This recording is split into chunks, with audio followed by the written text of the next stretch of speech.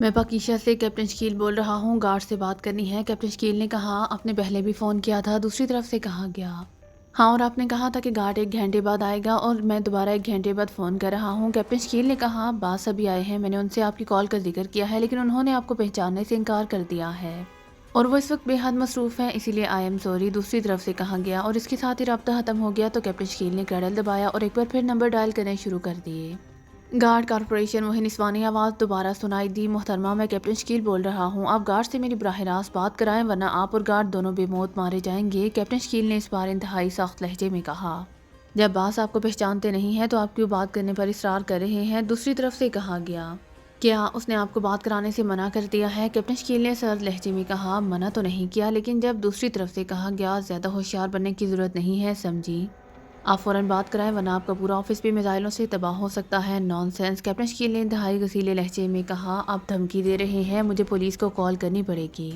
دوسری طرف موجود لڑکی شاید ضرورت سے زیادہ ضدی واقع ہوئی تھی اور اس کے ساتھ ہی اس نے ریسیور رکھ دیا تھا۔ کیپٹن شکیل نے ریسیور رکھا اور اٹھ کھڑا ہوا، اب اس نے براہ راست گارڈ سے ملنے کا فیصلہ کر لیا تھا، لیکن مسئلہ یہ تھا کہ اس وقت وہ کریمی میک اپ میں تھا اور گارڈ ظاہر ہے اسے پہچاننے سے انکار کر دے گا۔ وہ ایک بار پھر کرسی پر بیٹھا، اس نے ریسیور اٹھایا اور ایک بار پھر نمبر ڈائل کرنے شروع کر دیے۔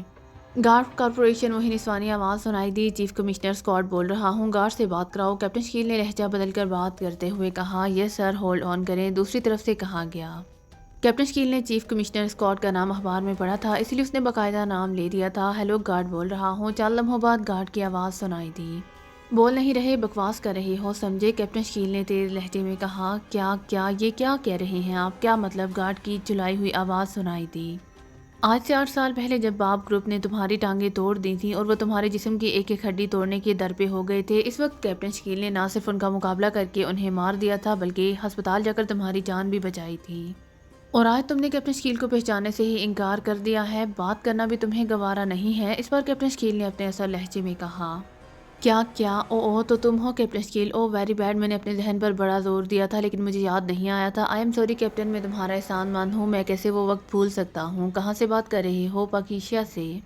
یکلہت گارڈ نے چیختے ہوئے کہا، میرا مطلب احسان جتانا نہیں تھا، صرف تمہیں یاد دلانا تھا، تمہاری وہ سیکرٹری تو حد درجہ ضدی لڑکی ہے، میں نے اسے کہا تھا کہ بات کرا دے لیکن اس نے میری ایک نہیں سنی۔ کیپٹن شکیل نے کہا، I am sorry, really sorry captain, I am really very sorry. Guard نے انتہائی معذرت بھرے لہجے میں جواب دیتے ہوئے کہا، میں ماکیا سے ہی بول رہا ہوں، اب بولو کیا ملنا پسند کرو گے یا نہیں؟ کیپٹن شکیل نے کہا، میں نے معافی مانگ لی ہے لیکن تمہاری ناراضگی نہیں گئی، کہاں موجود ہو تم؟ میں خود وہاں آ جاتا ہوں۔ گارڈ نے کہا، نہیں، میں خود تمہارے آفس آ جاتا ہوں اگر تم کچھ وقت دے دو، میں نے تم سے انتہائی ضروری باتیں کرنی ہیں، اور یہ سن لو کہ میں میک اپ میں ہوں اور اس وقت ایکریمی ہوں اور میرا نام راجر ہے۔ کیپٹن شکیل نے کہا، اچھا سمجھ گیا، ٹھیک ہے، تم ایسا کرو، آفس آ جاؤ، کاؤنٹر پر اپنا نام راجر لے دینا، تمہیں مجھ تک پہنچا دیا جائے گا۔ دوسری طرف سے کہا گیا، اوکے شکریہ، میں آ رہا ہوں، کیپٹن شکیل نے کہا اور ریسیور رکھ کر وہ اٹھا اور دروازے کی طرف بیٹھ گیا۔ تھوڑی دیر بعد وہ ٹیکسی میں بیٹھا گارڈ کارپوریشن کے آفس کی طرف بڑھا چلا جا رہا تھا۔ گارڈ کارپوریشن کا آفس ایک 4 منزلہ کمرشل پلازا کی تیسری منزل پر تھا۔ ٹیکسی نے اسے پلازا پر اتار دیا تو کیپٹن شکیل لفٹ کے ذریعے تیسری منزل پر پہنچا تو اس پوری منزل پر گارڈ کارپوریشن کے ہی آفیسز تھے۔ اسے ظاہر ہوتا تھا کہ گارڈ کارپوریشن کا کاروبار خاصا وسیع ہے۔ ایک دروازے پر گارڈ کا نام اور مینیجنگ ڈائریکٹر کی نیم پلیٹ موجود تھی۔ یہ ایک خاصا بڑا کمرہ تھا جس کے آخری کونے میں شیشے کا دروازہ تھا جس پر مینیجنگ ڈائریکٹر کی نیم پلیٹ موجود تھی۔ اس کے پاس ہی بیلزوی کاؤنٹر موجود تھا جس کے پیچھے ایک نوجوان لڑکی بیٹھی ہوئی تھی۔ کمرے میں صوفے اور کرسیاں رکھی ہوئی تھیں جن پر مرد اور عورتیں بیٹھی ہوئی تھیں۔ کیپٹن شکیل کاؤنٹر کی طرف بڑھتا چلا گیا، میرا نام راجر ہے اور میں نے گارڈ سے ملنا ہے، کیپٹن شکیل نے کریمی لہجے میں کہا۔ او یس سر، باس آپ کے منتظر ہیں، تشریف لے جائیں، لڑکی نے مودبانہ لہجے میں کہا تو کیپٹن شکیل بے اختیار مسکرا دیا کیونکہ وہ آواز سے ہی پہچان گیا تھا کہ یہی وہی لڑکی ہے جس نے بطور کیپٹن شکیل اس کی گارڈ سے بات کرانے سے ہی انکار کر دیا تھا، لیکن اس وقت وہ چونکہ اکریمی تھا اسی لیے اس نے اس موضوع پر کوئی بات نہ کی اور خاموشی سے آگے بڑھا اور دروازہ کھول کر اندر داخل ہو گیا۔ یہ ایک خاصا بڑا کمرہ تھا جسے انتہائی شاندار آفس میں سجایا گیا تھا۔ ایک بڑی سی میز کے پیچھے گارڈ بیٹھا ہوا تھا، اس نے ریسیور کان سے لگایا ہوا تھا، شاید سیکرٹری نے اسے راجر کی آمد کی اطلاع دی تھی۔ گارڈ نے بجلی کسی تیزی سے ریسیور رکھا، پھر اٹھ کر وہ میز کی سائڈ سے نکل کر دوڑتا ہوا آگے بڑھا اور کیپٹن شکیل سے اس طرح چمٹ گیا جیسے صدیوں کا بچھڑا ہوا اپنوں سے ملتا ہے۔ ارے یہ کیا کر رہے ہو؟ کیپٹن شکیل نے ہنستے ہوئے کہا، کیپٹن میں شرمندہ ہوں، میں تمہیں پہچان نہیں سکا تھا، کاش ایسا نہ ہوتا، میں اپنے ضمیر سے شرمندہ ہوں، تم مجھے معاف کر دو، گارڈ نے عجیب سے لہجے میں کہا تو کیپٹن شکیل ہنس پڑا۔ اوکے معاف کیا، اب تو مجھے چھوڑ دو، کیپٹن شکیل نے ہنستے ہوئے کہا تو گارڈ پیچھے ہٹ گیا۔ پھر اس نے انتہائی گرم جوشانہ انداز میں مصافحہ کیا اور ادھر علیحدہ کمرے میں بیٹھتے ہیں، میں نے سیکرٹری کو کہہ کر تمام ملاقاتیں منسوخ کر دی ہیں، گارڈ نے کہا، اور پھر وہ کیپٹن شکیل کو ساتھ لے کر اندرونی دروازے سے گزر کر ایک اور کمرے میں آ گیا جو اپنے ساتھ کے اعتبار سے ساؤنڈ پروف تھا اور فرنیچر کے لحاظ سے سٹنگ روم دکھائی دیتا تھا۔ ہاں اب پہلے بتاؤ کیا پینا پسند کرو گے، گارڈ نے کہا۔ جوس، کیپٹن شکیل نے جواب دیا تو گارڈ نے اس بات میں سر ہلا دیا۔ پھر وہاں موجود فون کا ریسیور اٹھا کر اس نے کسی کو جوس لانے کا کہا اور ریسیور رکھ دیا۔ چند لمحوں بعد ایک باوردی نوجوان ٹرے اٹھائے اندر داخل ہوا۔ ٹرے میں جوس کے 2 بڑے بڑے گلاس موجود تھے۔ اس نے ایک گلاس کیپٹن شکیل کے سامنے اور دوسرا گارڈ کے سامنے رکھا اور خالی ٹرے اٹھائے واپس چلا گیا۔ ہاں اب کھل کر بتاؤ یہ کیا سلسلہ ہے، کیوں تم میک اپ میں ہو، گارڈ نے کہا۔ پہلے یہ بتاؤ کہ تمہارا اسلحہ سپلائی کرنے والی تنظیم کاراکاس سے کیا تعلق ہے، کیپٹن شکیل نے کہا۔ تو گارڈ بے اختیار اچھل پڑا۔ میرا تعلق اور کاراکاس سے یہ کیسے ہو سکتا ہے کیپٹن، وہ مجرم تنظیم ہے اور میں نے کبھی کسی مجرم تنظیم کا ساتھ نہیں دیا، میں نے ہمیشہ فیئر ڈیل کی ہے، گارڈ نے کہا۔ تو کیپٹن شکیل نے اطمینان بھرا سانس لیا۔ گڈ، اب اصل بات بتاتا ہوں، میرا تعلق پاکیزہ کی ایک ایجنسی سے ہے۔ کاراکاس کا کوئی برانکس سیکشن ہے جس کے تحت یہاں بحیرہ روم میں 2 جزیرے کراٹ اور کوماٹو ہیں۔ انہوں نے پاکیزہ کے ایک سائنسدان ڈاکٹر قاضی کو اس کے ایک انتہائی اہم فارمولے سمیت اغوا کر لیا ہے اور میں نے ڈاکٹر قاضی کو بھی واپس لے جانا ہے اور اس کے فارمولے کو بھی۔ میرے پاس صرف 1 ہفتہ ہے، اس لیے تم کھل کر بتاؤ کہ کیا تم اس سلسلے میں میری کوئی مدد کر سکتے ہو یا نہیں، کیپٹن شکیل نے کہا۔ او لیکن کیپٹن، یہ دونوں جزیرے تو واقعی برانک اور اس کے آدمیوں کے قبضے میں ہیں اور وہاں تو حفاظت کے انتہائی سخت ترین انتظامات ہیں۔ جزیرے پر جانا تو ایک طرف، جزیرے کے قریب کسی آدمی، کسی کشتی اور کسی موٹر بوٹ کو جانے کی اجازت بھی نہیں ہے۔ وہ لوگ اسے بغیر کسی نوٹس کے تباہ کر دیتے ہیں۔ کاٹلی حکومت میں ان کے آدمی موجود ہیں، اسی لیے حکومت بھی ان کے خلاف کوئی کارروائی نہیں کرتی اور یہ لوگ تو سب کچھ کھلے عام کرتے ہیں۔ تم وہاں کیسے جاؤ گے، گارڈ نے کہا۔ جو کچھ بھی ہو میں نے بہرحال وہاں جانا ہے اور وہاں پر اپنا مشن بھی مکمل کرنا ہے، کیپٹن شکیل نے کہا۔ لیکن دونوں جزیرے تو علیحدہ ہیں، تم کس جزیرے پر جاؤ گے، گارڈ نے کہا۔ کوماٹو جزیرے پر، کیونکہ ہمیں اطلاع ملی ہے کہ ان کی لیبارٹری اسی جزیرے پر ہے اور لامحالہ ڈاکٹر قاضی کو بھی وہیں رکھا گیا ہوگا اور اس کا فارمولہ بھی وہیں موجود ہوگا، کیپٹن شکیل نے کہا۔ ٹھیک ہے تم جوس پیو، میں آ رہا ہوں، گارڈ نے کہا اور اٹھ کر اپنے آفس کے دروازے کی طرف بڑھ گیا۔ کیپٹن شکیل جوس سپ کرتا رہا۔ تھوڑی دیر بعد گارڈ واپس آ گیا۔ مجھے اچانک یاد آ گیا تھا کہ کوماٹو جزیرے پر ایک آدمی ٹموتھی طویل عرصے تک کام کرتا رہا ہے، اس کی اکلوتی بیٹی مارسلا بھی اس کے ساتھ رہی ہے۔ پھر مارسلا کی شادی کوماٹو جزیرے کے کسی آدمی سے ہو گئی، لیکن پھر جھگڑا ہوا تو اس آدمی نے ٹموتھی کو ہلاک کر دیا اور مارسلا وہاں موجود کسی ہمدرد کی وجہ سے وہاں سے فرار ہو جانے میں کامیاب ہو گئی۔ بعد میں اس آدمی نے اسے طلاق دے دی اور اسے قتل کرنے کی کئی بار کوشش کی گئی، لیکن مارسلا نے برانک تک اپروچ کر لی اور پھر برانک کی مداخلت سے اس کی جان بچ گئی، لیکن اسے حکم دیا گیا کہ وہ آئندہ کوماٹو جزیرے پر نہیں جائے گی۔ چنانچہ تب سے مارسلا نے یہاں ایک کلب میں ملازمت کر لی ہے۔ میری اس سے کئی بار ملاقات ہوئی ہے، وہ انتہائی دلیر اور بہادر لڑکی ہے اور اس نے قسم کھائی ہوئی ہے کہ وہ اس آدمی سے ہولناک انتقام لے گی، لیکن ظاہر ہے وہ اکیلی کچھ نہیں کر سکتی اور یہاں کاراکاس کے خلاف کام کرنے کا کوئی تصور ہی نہیں کر سکتا، اسی لیے وہ مجبوراً خاموش ہے۔ میں نے اسے بلایا ہے، اگر وہ تمہارے ساتھ جانے پر رضامند ہو گئی تو نہ صرف تمہیں بہترین گائیڈ مل جائے گا بلکہ ایک دلیر ساتھی بھی، باقی خفیہ انتظامات میں کر دوں گا، گارڈ نے کہا اور کیپٹن شکیل نے اس بات میں سر ہلا دیا۔ تقریباً آدھے گھنٹے بعد دروازہ کھلا اور ایک نوجوان لڑکی جس نے جینز اور شرٹ پہنی ہوئی تھی اندر داخل ہوئی۔ لڑکی خاصی خوبصورت تھی اور چہرے مہرے کی مخصوص بناوٹ سے ہی وہ دلیر اور باہمت دکھائی دیتی تھی۔ آؤ مارسلا، یہ میرا بہترین دوست ہے راجر، اور راجر یہ مارسلا ہے جس کے بارے میں میں نے تمہیں ابھی بتایا ہے، گارڈ نے اٹھتے ہوئے کہا۔ تو کیپٹن شکیل بھی اٹھ کھڑا ہوا۔ رسمی فقرات کی ادائیگی کے بعد وہ تینوں بیٹھ گئے۔ تم نے کہا ہے کہ میرے انتقام لینے کا موقع آ گیا ہے، کیا مطلب ہوا اس بات کا، مارسلا نے گارڈ سے مخاطب ہو کر کہا۔ تم اپنے سابقہ شوہر سے انتقام لینا چاہتی ہو اور راجر کو بھی کوماٹو پر ایک کام ہے، اگر تم راجر کی مدد کرنے کا وعدہ کرو تو اس طرح تم اور راجر مل کر اپنے اپنے کام سر انجام دے سکتے ہو، گارڈ نے کہا۔ مسٹر راجر کو وہاں کیا کام ہے، مارسلا نے انتہائی حیران ہوتے ہوئے کہا۔ پہلے تم بتاؤ کہ کیا تم اپنا انتقام لینا چاہتی ہو یا نہیں، پھر ہی تفصیل سے بات ہو سکے گی، گارڈ نے کہا۔ بالکل لینا چاہتی ہوں، میرا تو ایک ایک لمحہ انتظار میں گزر رہا ہے کہ میں جیکب کی گردن اپنے ہاتھوں سے کاٹوں، لیکن میں مکانہ انداز میں وہاں جا کر مرنا نہیں چاہتی، اسی لیے تم مجھے تفصیل بتاؤ، مارسلا نے کہا۔ مس مارسلا، آپ حلف دیں کہ اگر آپ تفصیل معلوم ہو جانے کے بعد بھی میرا ساتھ نہ دینا چاہیں تو آپ یہ راز لیک آؤٹ نہیں کریں گی، اس پر کیپٹن شکیل نے کہا۔ میں حلف دیتی ہوں، گارڈ مجھے اچھی طرح جانتا ہے، میں ایسی لڑکی نہیں ہوں، مارسلا نے جواب دیا۔ تو پھر سنو، میں اس وقت میک اپ میں ہوں، میرا اصل نام کیپٹن شکیل ہے اور میرا تعلق پاکیزہ کی ایک سرکاری ایجنسی سے ہے۔ گارڈ میرا بہت پرانا دوست ہے، برانک سیکشن نے پاکیزہ کے ایک سائنسدان جس کا نام ڈاکٹر قاضی ہے پاکیزہ سے اغوا کرایا ہے اور ساتھ ہی ایک انتہائی قیمتی فارمولہ بھی لے آئے ہیں، میں نے ڈاکٹر قاضی کو بھی واپس لے جانا ہے اور فارمولہ بھی۔ مجھے جو اطلاع ملی ہے اس کے تحت برانک سیکشن کی لیبارٹری کوماٹو جزیرے پر ہے، اسی لیے میرا خیال ہے کہ فارمولا وہیں ہوگا۔ اور ڈاکٹر قاضی بھی، کیپٹن شکیل نے کہا تو مارسیلا کے چہرے پر انتہائی حیرت کے تاثرات ابھر آئے۔ لیکن تم اکیلے وہاں جا کر کیا کرو گے؟ وہاں تو پوری فوج کچھ نہیں کر سکتی۔ ان لوگوں کے حفاظتی انتظامات اس قدر سخت ہیں کہ ان کا کوئی آدمی کوئی تصور بھی نہیں کر سکتا، مارسیلا نے انتہائی حیرت بھرے لہجے میں کہا۔ مارسیلا، بعض اوقات جو کام پوری فوج نہیں کر سکتی وہ اکیلا آدمی کر لیتا ہے، اور حفاظتی انتظامات تو بہرحال ہوتے ہی ہیں۔ ان انتظامات کی اگر ہم لوگ پرواہ کرتے رہیں تو پھر ہم مشن کیسے مکمل کر سکتے ہیں؟ کیپٹن شکیل نے کہا۔ ایسی بات نہیں ہے، پاکیزیائی ایجنٹوں کی کارکردگی پوری دنیا جانتی ہے، اور اس بات سے تم خود اندازہ لگا سکتی ہو کہ اس کام کے لیے انہوں نے مجھ پر اعتماد کیا ہے، کیپٹن شکیل نے کہا۔ ٹھیک ہے، لیکن تمہیں غلط اطلاع ملی ہے، لیبارٹری کوماٹو میں نہیں ہے بلکہ ایک اور جزیرے کراسونا میں ہے۔ میری ساری عمر کوماٹو میں گزری ہے اور میں کوماٹو جزیرے کے انچارج جیکب کی بیوی رہی ہوں، اسی لیے مجھ سے زیادہ یہ بات اور کون جان سکتا ہے، مارسیلا نے کہا۔ تو تم پھر مجھے کراسونا کے بارے میں تفصیلات بتا دو، میں وہاں چلے جاتا ہوں، کیپٹن شکیل نے کہا۔ نہیں، اس جزیرے پر کوئی نہیں جا سکتا، اسے موت کا جزیرہ کہا جاتا ہے۔ اس جزیرے کے گرد 10 بحری میل تک سمندر کی تہہ سے لے کر آسمان تک جزیرے کے اوپر انتہائی طاقتور ہلاکت خیز شعاعوں کا جال بچھا ہوا ہے۔ یہ شعاعیں نظر نہیں آتی اور نہ ہی ان شعاعوں کو کسی طرح ختم کیا جا سکتا ہے۔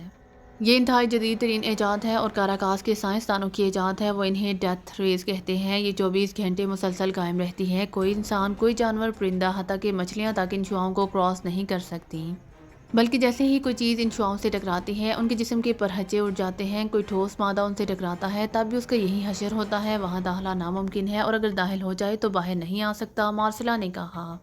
لیکن لیبارٹری میں بہرحال انسان کام کرتے ہیں، ان کی ضروریات کا سامان، سائنسی سامان وغیرہ تو وہاں بھیجا ہی جاتا ہوگا، وہ لوگ بھی وہاں آتے جاتے رہتے ہوں گے، یہ سب کس طرح ہوتا ہوگا؟ کیپٹن شکیل نے کہا۔ اس کے لیے انہوں نے کوماٹو جزیرے سے کراسونا تک ایک خصوصی راستہ سمندر کے اندر بنایا ہوا ہے۔ یہ کسی خاص مادے کی بنی ہوئی بڑی سی ٹنل ہے جسے کسی صورت بھی نہ توڑا جا سکتا ہے، نہ کاٹا جا سکتا ہے۔ یہ ٹنل اتنی بڑی ہے کہ اس میں پورا ٹرک گزر سکتا ہے، بس یہی ٹنل ہی کراسونا اور بیرونی دنیا کے درمیان رابطے کا واحد ذریعہ ہے۔ لیکن اس ٹنل کے اندر خصوصی انتظامات ہیں، باقاعدہ کمپیوٹر نصب ہیں جن میں آنے جانے والوں کے سائنسی کوائف فیڈ ہیں، اسی لیے صرف وہی لوگ اسے کراس کر سکتے ہیں، غلط آدمی تو دوسرا سانس بھی نہیں لے سکتا۔ ٹنل کے دہانوں پر بھی مسلح لوگ موجود رہتے ہیں، مارسیلا نے کہا۔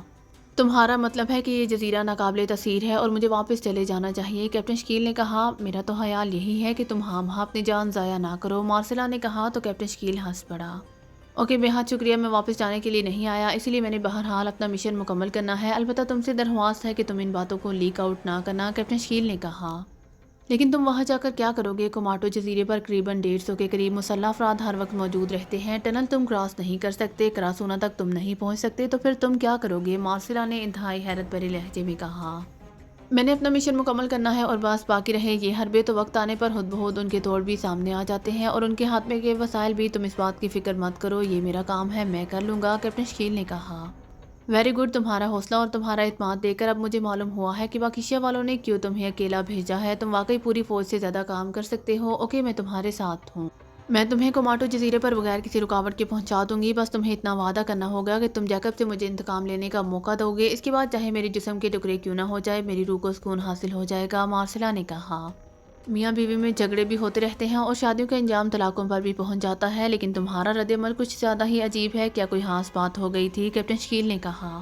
ہاں، میں جیکب سے وفادار تھی، میں نے اس کی بے حد خدمت کی، لیکن وہ فطری طور پر بھمرے کی صفت رکھتا ہے، اسی لیے اس نے دوسری لڑکیوں کے ساتھ وقت گزارنا شروع کر دیا۔ میں پھر بھی خاموش رہی کیونکہ ہمارے معاشرے میں ایسا ہوتا رہتا ہے، لیکن جیکب نے ایک بار ان لڑکیوں کے سامنے مجھے بے حد بے عزت کیا، اس قدر بے عزت کیا کہ میری روح تک زخمی ہو گئی، میں اس سے لڑ پڑی، اس نے مجھے پکڑ کر اپنے آدمیوں کے ذریعے مجھ پر انتہائی بےایمانہ تشدد کرایا، پھر میرے باپ کی قبر کھود کر اس نے اس کی گلی سڑی ہڈیاں نکالی اور ان ہڈیوں پر میرے سامنے جوتے برساتا رہا، مجھے ذلیل کرنے کے لیے وہ انسانیت کی آخری حد سے بھی نیچے گر گیا، لیکن میں مجبور تھی، اس کا کچھ نہیں کر سکتی تھی، وہ مجھے ہلاک کرنا چاہتا تھا، لیکن میری ایک بہی ہوا نے برانک تک میری بیچارگی کی رپورٹ کر دی، جس پر برانک نے مجھے اس کے پنجے سے چھڑوایا اور مجھے طلاق دلوا کر اس نے کوماٹو سے یہاں بھجوا دیا اور جیکب کو دھمکی دی کہ اب اگر اس نے میرے خلاف کوئی کارروائی کی تو وہ اسے سزا دے گا، اس طرح اس نے پھر کوئی کارروائی نہ کی، میں یہاں طویل عرصے تک ہسپتال میں پڑی رہی، میں ہر وقت اس سے انتقام لینے کا سوچتی رہتی تھی، لیکن آہستہ آہستہ میں سنبھل گئی، پھر میں نے دنیا کے کاموں میں دلچسپی لینا شروع کر دی، لیکن انتقام کی آگ بہرحال میرے دل میں مسلسل جلتی رہی ہے، میں اب بھی جل رہی ہوں، مارسیلا نے تفصیل بتاتے ہوئے کہا۔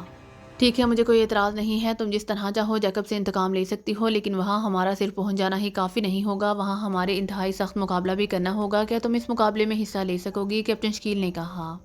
اس کی تم فکر مت کرو، میں نے جیکب سے انتقام لینے کے لیے بہت کچھ کیا ہے، اب میں کسی بھی خطرناک سیکرٹ ایجنٹ سے کسی بھی طرح کم نہیں ہوں اور موت سے بہرحال مجھے خوف نہیں آتا۔ اس لیے تم دیکھو گے کہ میں کیا کر سکتی ہوں اور کیا نہیں، مارسیلا نے جواب دیتے ہوئے کہا۔ اوکے، اب بتاؤ کہ ہم وہاں تک کیسے پہنچیں گے اور وہاں کیا انتظامات ہیں تاکہ اس کے مطابق یہاں سے ہم ضروری اسلحہ وغیرہ ساتھ لے جائیں۔ اور یہ بھی بتا دوں کہ میرے پاس قطعی وقت نہیں ہے، اسی لیے میں فوری طور پر آگے بڑھنا ہے بغیر کوئی وقت ضائع کیے۔ کیپٹن شکیل نے کہا، اسلحہ تو وہاں سے تمہیں جس قدر چاہو اور جس قسم کا چاہو مل جائے گا۔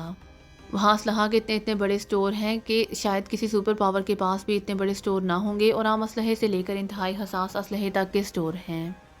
اس لیے عام سا اسلحہ یہاں سے لے جانا ہوگا تاکہ فوری طور پر ان سے مقابلہ کیا جا سکے۔ باقی رہی وہاں تک پہنچنے کی بات، تو وہاں ہم کسی کشتی، موٹر بوٹ، جہاز یا ہیلی کاپٹر پر تو نہیں جا سکتے، کیونکہ وہاں درختوں کے اوپر باقاعدہ چیک پوسٹیں بنی ہوئی ہیں اور مسلح افراد وہاں ہر وقت موجود رہتے ہیں۔ ان کی نظروں سے کوئی چیز بچ کر جزیرے تک نہیں پہنچ سکتی۔ البتہ ایک کام ہو سکتا ہے، اور وہ یہ کہ کچھ فاصلے پر ایک چھوٹے سے جزیرے جسے ٹاپو کہا جاتا ہے، وہاں تک موٹر بوٹ میں جائیں۔ اس ٹاپو پر چونکہ کوئی چشمہ نہیں ہے، اسی لیے وہاں سوائے جھاڑیوں اور درختوں کے کوئی آدمی نہیں رہتا۔ اس ٹاپو کو صرف راستے میں رکنے کے لیے استعمال کیا جاتا ہے۔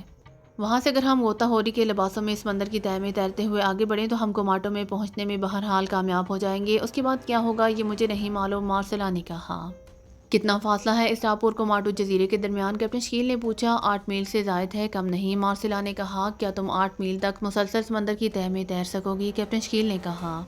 ہاں، میں نے اس کی باقاعدہ پریکٹس کی ہے، کیونکہ میں نے پہلے بھی سوچ لیا تھا کہ میں اس طرح اکیلی وہاں جاؤں اور جیکب کا خاتمہ کروں، لیکن پھر میں رک گئی کیونکہ یہ میرے اکیلے کی بس کا روگ نہیں تھا، لیکن میں نے بہرحال سمندر میں اس کی پریکٹس کی ہے۔